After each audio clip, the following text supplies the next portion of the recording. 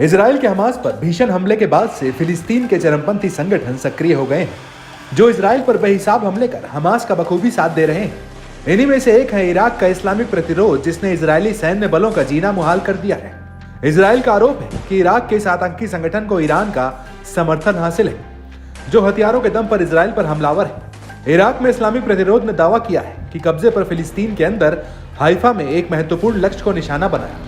इस दौरान इजरायली बलों के ठिकानों पर जमकर तबाही मचाई। प्रतिरोध में दावा किया है कि ड्रोन का इस्तेमाल करके टारगेट पर सटीक वार कर इजराइल को बड़ी चोट पहुंचाई।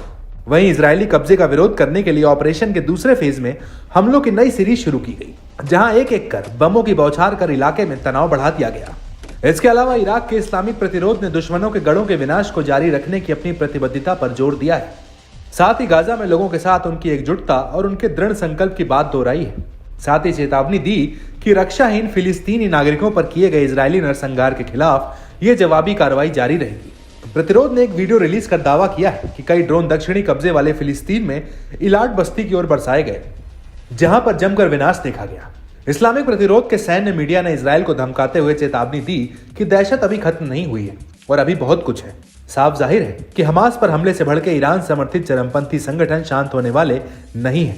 यही वजह है कि इजरायल एक साथ कई मोर्चों पर युद्ध के भंवर में फंसा हुआ है। इस डगर में उसे कई भीतर भी चुनौतियों का सामना करना पड़ रहा है। ऐसे में इस्लामिक प्रतिरोध ने अपनी मंशा साफ कर दी है कि वो इजरायली आक्रामकता के बीच अपने खूंखार अभियान को जारी रखेगा। अल मयादीन की रिपोर्ट की माने तो ऐसा तब हुआ जब इराक ने इस्लामिक प्रतिरोध ने 20 अप्रैल को इजरायल के कब्जे वाले एक रणनीतिक इजरायली लक्ष्य के खिलाफ ड्रोन हमला किया था, जो एक सैन्य अड्डे के खिलाफ इजरायली हमले के जवाब में था, जहां एक पॉपुलर मोबिलाइजेशन फोर्सेस की एक टुकड़ी तैनात थी। इराकी प्रतिरोध ने शनिवार सुबह इलियट बंदरगाह के खिलाफ ऑपरेशन को अंजाम दिया।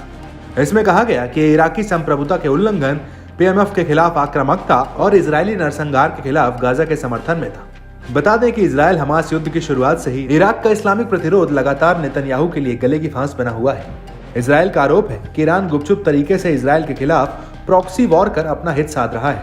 हालांकि नेतन्याहू ने भी साफ किया है कि इजरायल ऐसे हमलों से डरेगा नहीं, बल्कि भीषण पलटवार करता रहेगा। ऐसे में हालिया हमले से अरब जगत में तनाव और बढ़ने की आशंका जताई गई है।